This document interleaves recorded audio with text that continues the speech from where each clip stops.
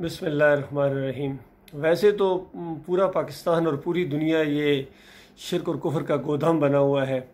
हर कोने के ऊपर, हर नुक्कड़ के ऊपर एक गद्दी है जो पूरी तरह दाताई, दस्तगीरी और मुश्किल कशाई के मनसब इन्होंने संभाले हुए हैं ज़बरदस्ती, और अल्लाह के ये साथ शरीक ठहराए जा रहे हैं।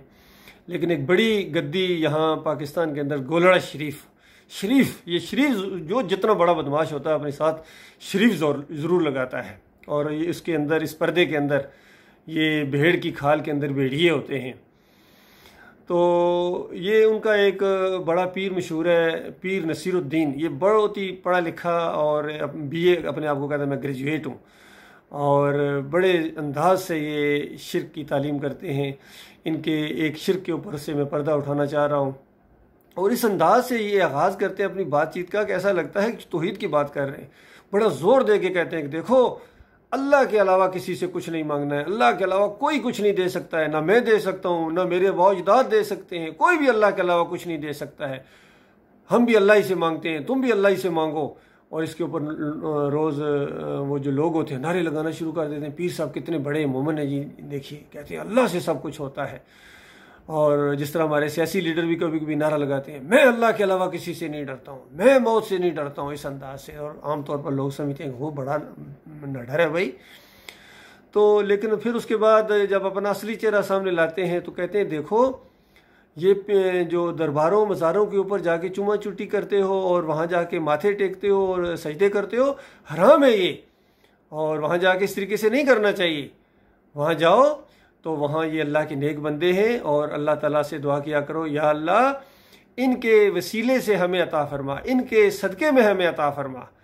तो गोया पीर साहब एक शिर्क से निकाल कर उनको दूसरे शिर्क में डाल रहे हैं, और अवाम है कि अंधे हो के बिल्कुल जानवरों की तरह, भेड़ बकरियों की तरह, इनको कोई होश नहीं है कि ईमान क्या होना चाहिए, अकीदा क्या होना चाहिए। अपने मालिक और खालिक से तल्लुक़ इन्होंने बिल्कुल तोड़ दिया है, और इनके रब के और इनके दरमियान ये पीर और मौलवी और गद्दियाँ ये आ गई हैं।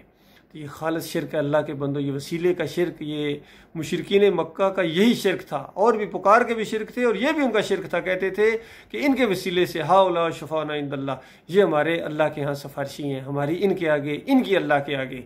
ये बहुत बड़ा शिर्क है। अल्लाह को बरह रास्त पुकारो, वो सीने के राज जानता है, दिल के वसवसे जानता है, और ख़ुद हुक्म देता है, काला रब्बुकुम उदऊनी अस्तजिब लकुम। तुम्हारा रब कहता है मुझे पुकारो, मैं तुम्हारी पुकारों का जवाब देता हूँ। मुझे पुकारो, कितनी सादा बात है अल्लाह के बंदो कि मुझे पुकारो। क्या मुझे पुकारो का मतलब है या अली मदद पुकारो, या रसूल अल्लाह मदद पुकारो? ये मुझे है, अल्लाह कह रहा है मुझे पुकारो। और कहीं नबी अलैहिस्सलाम के मुँह से ऐलान करवाया जा रहा है, कुल इन्नमा अदऊ रब्बी वला उशरिकु बिही अहदा। इनको कहो मैं अपने रब को पुकारता हूँ, रब को पुकारता हूँ। तुम पुकारते रहो मुशरिको, या इब्राहिम अगिसनी, या इस्माइल अगिसनी, या लात बाबा, या मनात बाबा पुकारते रहो, मैं नहीं पुकारता हूँ। इन्नमा अदऊ रब्बी, मैं अपने रब को पुकारता हूँ, अल्लाह को पुकारता हूँ। वला उशरिकु बिही अहदा, और इस पुकार के अंदर किसी और को शरीक नहीं करता हूँ।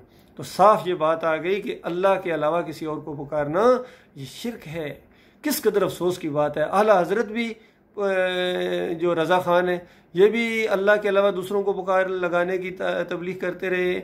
और देवबंदियों की चोटी के आलम महमूदुल हसन साहब इय्याका नअबुदु व इय्याका नस्तईन की तफसीर के अंदर लिखते हैं कि अल्लाह के बंदों को, मकबूल बंदों को खालिस वास्ता रहमत इलाही समझ कर अगर इनको पुकारा जाए तो ये अल्लाह ही को पुकारना है। बताओ, अल्लाह के बंदों, जब बंदों को पुकारना है तो अल्लाह को पुकारना किस तरह हो गया?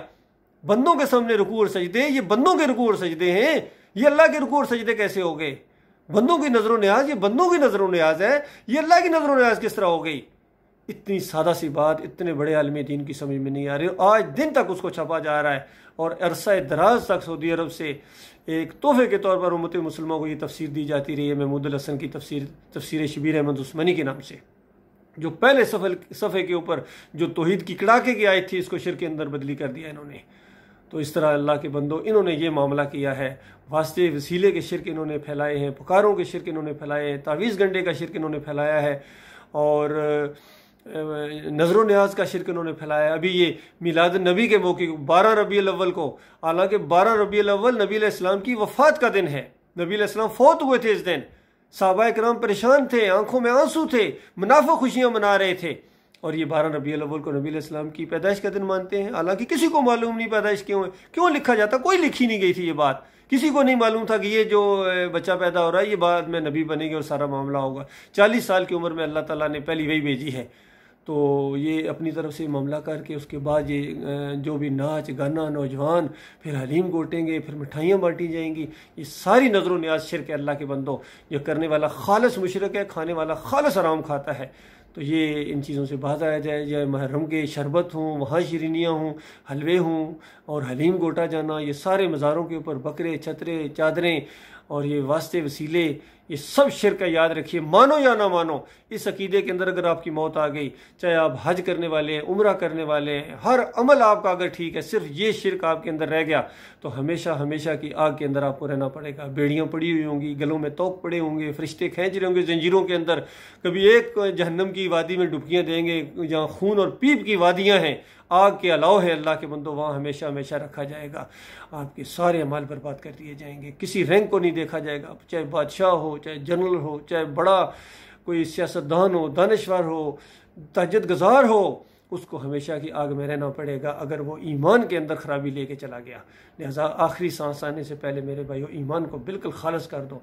फिर नमाजें हैं, फिर रोज़े हैं, फिर हज है, फिर उम्रा है, फिर वालदैन की खिदमत है, फिर सब कुछ पड़ोसियों के ख्याल है, फिर रफ़ायाम के काम है, फिर कौम की खिदमत है। सारी चीज़ें बाद में हैं, पहले ईमान खालिस है। अल्लाह ताला गौर व फिक्र करने और ईमान को समझने की तौफीक अता फरमाए।